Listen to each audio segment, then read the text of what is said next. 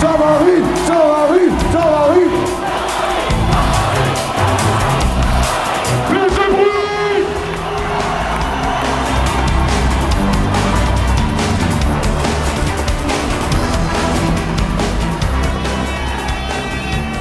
Ça va?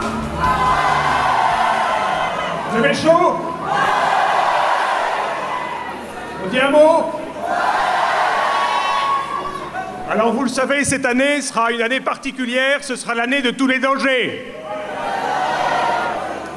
2018, c'est l'année de la révision de la loi de bioéthique, ça arrive malheureusement tous les 5 ans.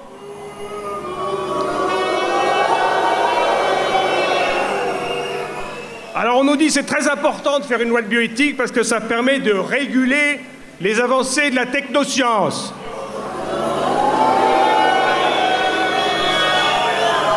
Mais la loi n'a jamais rien régulé, elle n'a jamais rien réglé, elle ne fait que régulariser des transgressions qui se passent déjà à l'intérieur de nos frontières ou à l'extérieur. Vous l'avez déjà constaté depuis plus de 25 ans. La loi de bioéthique va dérouler cette année encore un tapis rouge à la transgression et singulièrement à la transgression en matière de transhumanisme. Ne croyez pas ceux qui vous disent que la loi de bioéthique est là pour encadrer les dérives. Elle met un cadre autour des dérives et après ça, elle dérive avec le cadre. Alors le transhumanisme, en un mot, c'est le rejet de l'être humain pour ce qu'il est et la convoitise de l'être humain pour ce qu'il a. C'est une conspiration contre la vie qui est mise à prix, contre la vie qui n'a pas de prix, contre la vie qui n'a plus aucun prix, contre la vie qui est devenue une mine d'or à exploiter, une ressource naturelle inépuisable, contre la vie de l'homme qui est en miettes. Vous êtes des hommes et des femmes 1.0, vous êtes finis, vous n'existez plus, vous serez dorénavant à partir d'après-demain des hommes et des femmes 2.0. La vie de l'homme est en miettes, mais chaque miette vaut de l'or. C'est une conspiration aussi contre la vie des femmes, dont les ventres sont privatisés et qui sont transformés en magasins sous surveillance vidéo. Alors vous aurez sûrement envie de réagir, vous aurez envie de vous battre, mais on vous dira pas vous, non. Vous êtes des bioconservateurs, vous êtes des obscurantistes, vous êtes des réactionnaires, vous êtes moyenâgeux. Et c'est évident, il ne faut pas les contredire, c'est évident, nous n'avons pas l'eau courante. Nous nous éclairons à la chandelle. Nous nous chauffons avec des galettes de bouse de vache séchées. Nous communiquons par pigeons voyageurs. Nous vivons en noir et blanc. Alors ne vous justifiez pas. Vous avez mieux à faire. Je vous conseille une chose qui marche, parce que vous avez la possibilité, le talent pour le faire, qui que vous soyez. Vous renverserez la charge de la preuve. Et vous leur direz, je vous mets au défi de trouver un seul scientifique dans le monde capable d'écrire, de rédiger et de signer un article scientifique dans une revue scientifique qui dit que l'embryon humain n'est pas le petit de l'homme et n'est pas un être humain.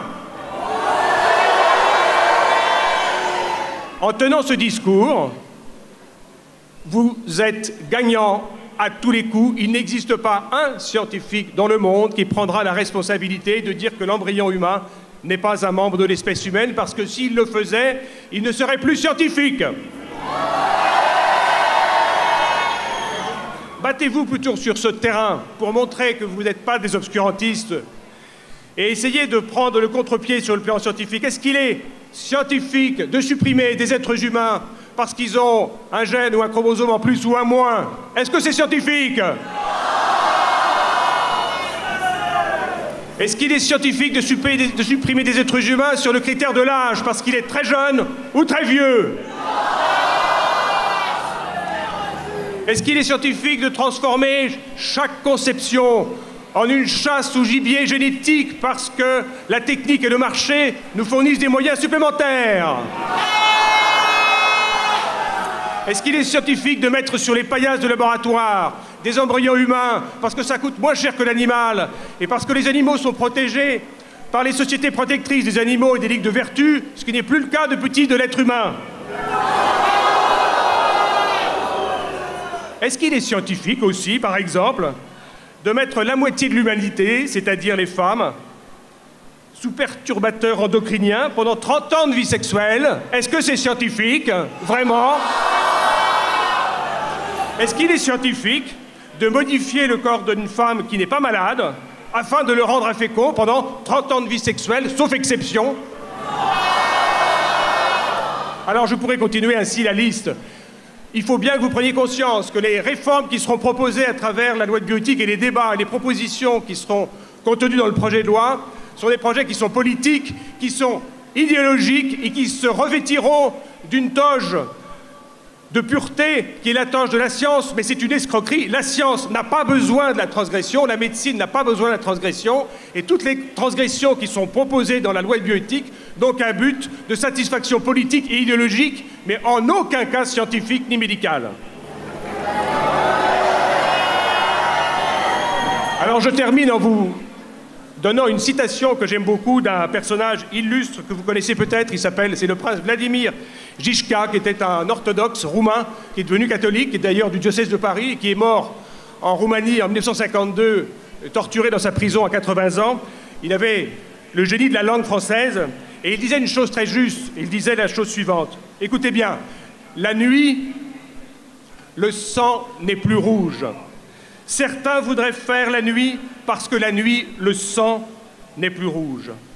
Alors c'est trop facile, effectivement, de faire la nuit pour ne plus voir le sang qui est rouge. C'est la raison pour laquelle nous ne voulons pas de la nuit, c'est la raison pour laquelle nous voulons faire la lumière. Nous voulons faire la lumière parce que même si cette lumière est aveuglante et même si cette lumière éblouit, il est préférable de vivre dans l'éblouissement de la lumière que de croupir dans l'obscurité. Certains nous diront, mais la population française, l'opinion publique n'est pas prête à certaines vérités, et certaines vérités sont trop aveuglantes. Mais sachez bien, chers amis, qu'il vaut mieux souffrir par la vérité que souffrir par le mensonge. Avec la Fondation Jérôme Lejeune et avec vous tous, sachez que nous ne lâcherons rien, jamais, jamais, jamais.